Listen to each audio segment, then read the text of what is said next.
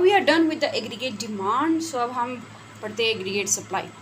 सो aggregate supply की definition है that it gives us the combination of the price level and the income at which the supply और the labour market is at the equilibrium. क्योंकि हमने बोला था कि aggregate supply क्या चीज़ है, वो हमारे साथ इंटायरली बेस्ड है ऑन द लेबर मार्केट. सो हम अगर आप ये लिखे it doesn't make any difference. अच्छा, अब क्या होता है कि जब हम एग्रीगेट सप्लाई कर्व को डिराइव करने की बात कर रहे होते हैं, सो एक्चुअली हम उसमें कुछ एजम्पशंस लेते हैं. पहली एजम्पशन ये है कि prices and wages are flexible, जो कि क्लासिकल ये बात कर रहा होता है. हमारे साथ two types of school of thoughts है. एक हमारे साथ होता है क्लासिकल, दूसरा है कीनेसियन. अच्छा, फिर दूसरी जो एजम्पशन है that is the price is flexible and wages are rigid. ठीक हो गया. तीसरी जो एजम्पशन है that is the price and wages both are rigid. एक था both are flexible, the first case वो क्लासिकल की थी. ये है कीनेसियन. जो कीनेसियन है वो बोलते हैं कि prices and wages both are rigid, these both are flexible. In case अगर आपको इनसे कंफ्यूजन हो रही है, so you can skip this. इसको आप साइड पे करते हैं, ये इस टॉपिक के लिए इतना ज़रूरी नहीं है. अब क्या होता है कि prices and wages are flexible. अब हम देखते हैं कि उसके लिए हम कैसे वो ड्रॉ कर सकते हैं ग्राफ्स. हम पहले ड्रॉ करते हैं लेबर मार्केट को. ऑब्वियसली उसमें एक डिमांड होगा, एक सप्लाई होगी. ये हमारे साथ है लेबर सप्लाई, ये हो गया लेबर डिमांड. इंटरसेक्शन पॉइंट पे हमारे साथ ये देता है लेबर, ये इसके एक्सिस पे एक लेबर, इसकी एक्सिस पे वेज रेट. अब क्या होता है, दिस गिव्स अस इंटरसेक्शन से हमारे साथ आता है W1 L1. सही हो गया. अब क्या है कि जैसे हमने दूसरे के लिए कहा था एग्रीगेट डिमांड में, जैसे हमने कहा था, इसमें भी ऐसा ही है कि एग्रीगेट सप्लाई के एक्सिस पे हमारे साथ होता है प्राइस एंड दी वाई. सही हो गया. Price and the Y. यहाँ पे वाई जो है एक्चुअली रिप्रेजेंट कर रहा होता है दिस एम्प्लॉयमेंट. मैंने आई डोंट नो मैंने पहले बोला या नहीं, लेकिन वाई हमारे साथ इनकम, एग्रीगेट डिमांड, एम्प्लॉयमेंट, ये बहुत सारी चीज़ें को इंडिकेट कर रहा होता है. सही हो गया. सो वाई आउटपुट साथ में. सो यहाँ पे जो वाई है दिस इज़ एक्चुअली एम्प्लॉयमेंट. अब क्या होता है, प्राइस एंड वाई है. सही हो गया. अब हमें अगर इस पे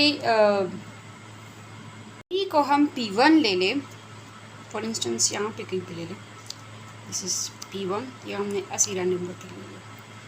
इसको हम लाइक इस तरह करके एक्सटेंड कर लें. सो P तो हमारे साथ आ गई, लेकिन Y को हम कैसे लेकर आएंगे. सो उसके लिए इस लेबर मार्केट से एक्चुअली डिटर्मिन होता है दिस Y. और वो किस तरह हम यहाँ पे ड्रॉ करते हैं. दूसरा ग्राफ हम ड्रॉ करते हैं. ग्राफ हो गया, इस पे लेबर हो गया, यहाँ पे हम ले लेंगे Y1.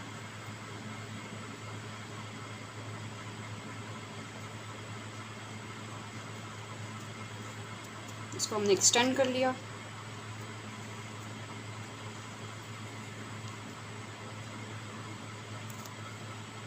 This is actually our, यहाँ पे ये जो इंटरसेक्ट कर रहा होता है, this is actually our output. Sorry, यहाँ पे जो y है this is actually indicating the output. यहाँ पहले मैंने बोला this is indicating employment. I am sorry for that. This actually indicates output. अब क्या ये कहाँ से आ गया है, दिस इज़ एक्चुअली जो हम लेबर मार्केट में, जो कि पहले मैंने इस पर प्रीवियस वीडियो बनाई है, तो आप लोग वहाँ पे देख सकते हैं. दिस इज़ एक्चुअली द हम बोले थे कि marginal productivity of the labour. तो वो हम इसको यहाँ पे इस तरह करके इंडिकेट कर रहे होते हैं कि पर लेबर कितना आउटपुट दे रहा है. अब क्या होता है कि यहाँ पे ये वाला जो पॉइंट है, यहाँ पे y जो है वो y एक्सिस पे है, लेकिन यहाँ पे y जो है x एक्सिस पे. तो इस y को x एक्सिस पे लाने के लिए हम एक दूसरा ग्राफ ड्रा करते हैं. ये सिर्फ इसकी एक्सिस को चेंज करने के लिए. सही हो गया. आपने इनके y एक्सिस पे कुछ नहीं लिखना, we just have to convert this y from the y axis to the x axis. 45 का आप एक वो ड्रॉ कर दें, बिल्कुल 45 का, और आप यहाँ पे जहाँ पे इंटरसेक्ट कर रहा होता है इसको नीचे इस तरह करके एक्सटेंड कर ले। ये हमारे साथ हो गया y, नंबर y1 हम कर लेंगे। अब अगर हम इसको इस तरह ले जाए नीचे, सॉरी इस तरह करके ले जाए, सो दिस गिव्स अस ये वाला पॉइंट y1 का पॉइंट। लेकिन जैसा मैंने पहले बोला था कि एक पॉइंट से कर्व नहीं बन सकता, we have to bring like another point in order to draw this curve. तो अब हम क्या करेंगे, अब हम वो शिफ्ट वाला फैक्टर दोबारा, वो जो फिनोमेना था वो दोबारा हम अप्लाई करेंगे। इसके लिए शिफ्ट फैक्टर कौन सा हो सकता है, यहाँ पे अगर हम देखें एक p है एक y है, लेकिन यहाँ पे आप देखिए एक w है, वन इज़ l, यहाँ पे देखिए l है और y1 है, मतलब कि y को तो हम चेंज नहीं कर सकते because y is already been mentioned over this one axis. और मैंने बोला था कि अगर एक्सिस पे एक फैक्टर है, एक वेरिएबल है, सो इट मीन्स दैट कि वो अलॉन्ग द स्लोप या अलॉन्ग द कर्व वो मूवमेंट लेकर आएगा, वो शिफ्ट नहीं लेकर आ सकता। लेकिन p को अगर हम देखें, क्या p यहाँ पे है, नो, क्या p यहाँ पे है, नो, सो हम मतलब कि p को चेंज कर सकते हैं। So this will bring a shift. क्या होता है कि जैसे ही प्राइसेस इंक्रीज हो जाती है तो फिर क्या होता है, लेबर सप्लाई डिक्रीज हो जाता है। लेबर सप्लाई डिक्रीज हो गया मतलब कि ये लेफ्ट वर्ड की तरफ ये शिफ्ट हो जाएगा।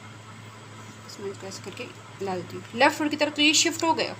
लेकिन साथ में ही हमारे साथ फिर क्या होता है कि लेबर डिमांड जो है वो इंक्रीज़ हो जाता है। लेबर सप्लाई तो डिक्रीज़ हो गई, ये यहाँ से यहाँ चला गया, लेकिन लेबर डिमांड जो है वो इंक्रीज़ हो गई। और इंक्रीज़ को हम कैसे इंडिकेट करते हैं, टुवर्ड्स द राइट वर्ड, हम इसको शिफ्ट लेकर आते हैं टुवर्ड्स द राइट वर्ड। अब यहाँ पे हो गया, तो ये वाला जो पॉइंट है और ये वाला जो पॉइंट है, क्या यही इसी पॉइंट पे हमारे साथ आउटपुट डिटरमिन नहीं हुआ था,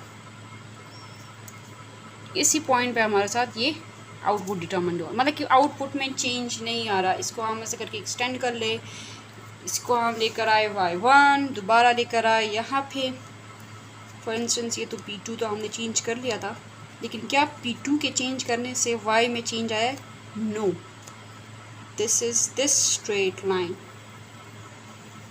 तो AS कर्व हमारे साथ वर्टिकल रहेगा, सही हो गया। तो ये कौन सी कंडीशन हम कर रहे थे, जब हमारे साथ price and wages are flexible, मतलब कि प्राइस में इंक्रीज़ की वजह से जो लेबर सप्लाई में डिक्रीज़ आ गया था, वो वेजेस के इंक्रीज़ की वजह से वो लेबर डिमांड में दोबारा वो इंक्रीज़ आ गया, जिसकी वजह से हमारे साथ जो आउटपुट था वो डिस्टर्ब नहीं हुआ और इक्विलिब्रियम पॉइंट दोबारा रीअटेन हो गया। तो ये हमारे साथ फर्स्ट कंडीशन हो गई। अब हम दूसरी कंडीशन को करते हैं। दूसरी कंडीशन है कि price is flexible but the wages are rigid. अब इसके लिए हम एग्रीगेट सप्लाई को कर्व को हम डिराइव करते हैं। सेकंड कंडीशन के लिए आप लोग ये खुद डिराइव करें ताकि आप लोगों को ज़्यादा इस चीज़ की समझ आ जाए। एंड इफ़ कोई प्रॉब्लम है then you can let me know in the comment section. अच्छा, इसके लिए अल्टीमेटली आपका जो कर्व है वो पॉजिटिवली स्लोप होना चाहिए। This will be the P1, P2, Y1 and Y2। जो थर्ड कंडीशन है कि wages and prices are rigid, जो कि मैंने बोला कि कीनेसियन की कंडीशन है। सो उसके लिए ये होता है कि वो आप ग्राफिकली डिटरमिन नहीं कर सकते, सही हो गया। सो उसका एक स्ट्रेट एक हॉरिजॉन्टल लाइन ही आता है जो कि हमारे साथ इंडिकेट करता है कि प्राइसेस और वेजेस दोनों हमारे साथ रिजिड है। P भी रिजिड है, और कीनेसियन जो हम बोलते हैं कि they believe in the short run, so हम इसको बोलेंगे शॉर्ट रन एग्रीगेट सप्लाई। ये दूसरा जो पिछली वन हमारे साथ था जो कि wages and prices both were flexible, तो उसको हम बोलते हैं क्योंकि क्लासिकल जो है दे believe in the long run, so that will be the long run aggregate supply. हम मेन टॉपिक पे आते हैं कि एग्रीगेट डिमांड और एग्रीगेट सप्लाई कर्व्स हम कंस्ट्रक्ट करते हैं। वो हम करते हैं first and the third condition के लिए। जब हम कहते हैं कि wages and prices both are flexible, तो उसके लिए हमने बोला था कि जो एग्रीगेट सप्लाई थी that was a vertical line, वो हमने ड्राइव कर ली थी। This was our aggregate supply, बल्कि हम यहाँ पे कहेंगे long run aggregate supply, okay. Classical believe in this long run system. अब क्या होता है, ये y1 हो गया, मतलब कि ये जब हम एग्रीगेट सप्लाई एक वर्टिकल बना रहे होते हैं वर्टिकली, तो जो y1 है वो हमारे साथ डिटर्मिन हो जाता है, जो कि क्लासिकल कहते हैं कि aggregate supply actually determine your output, your employment, your like जो भी हमारे साथ इम्पॉर्टेंट जो फैक्टर्स है वो हमारे साथ एग्रीगेट सप्लाई हमारे साथ डिटर्मिन करता है। सही हो गया। अब अगर हम एग्रीगेट डिमांड का वो उस पर ड्रा कर ले तो हमारे साथ किस था, हमने जो डिराइव किया था, it was like this, sorry it was like this. So मतलब कि aggregate demand was not determining the y1, it was actually the aggregate supply determining this y1. So aggregate demand फिर क्या determine करता है, यहाँ पे वो determine करता है this price। तो ये जो P स्टार है this is actually being determined by the AD, क्योंकि हम जब AD ड्रॉ करते हैं तब हमारे साथ एक इंटरसेक्शन पॉइंट आता है और तब जाके हमारे साथ इसको हम जब यहाँ पे एक्सिस पे एक्सटेंड करते हैं, this gives us this P star.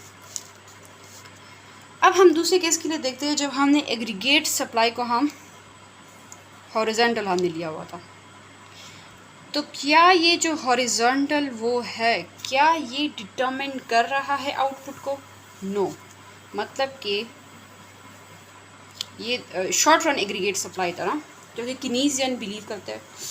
तो कीनेसियन भी यही बोलते हैं कि जो हमारे साथ आउटपुट है वो that is not being determined by the aggregate supply, वो determine नहीं करता।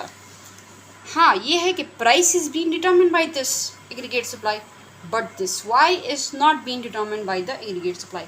लेकिन अगर इसमें aggregate demand वाला वो ड्रॉ कर ले, this gives us this intersection point, इसको हम extend कर ले, so ultimately इसने हमें y स्टार दे दिया, आउटपुट दे दिया, एम्प्लॉयमेंट लेवल दे दिया, या जो भी इम्पोर्टेंट वेरिएबल रियल वेरिएबल्स हमारे साथ होते हैं, सो वो actually being indicated by this.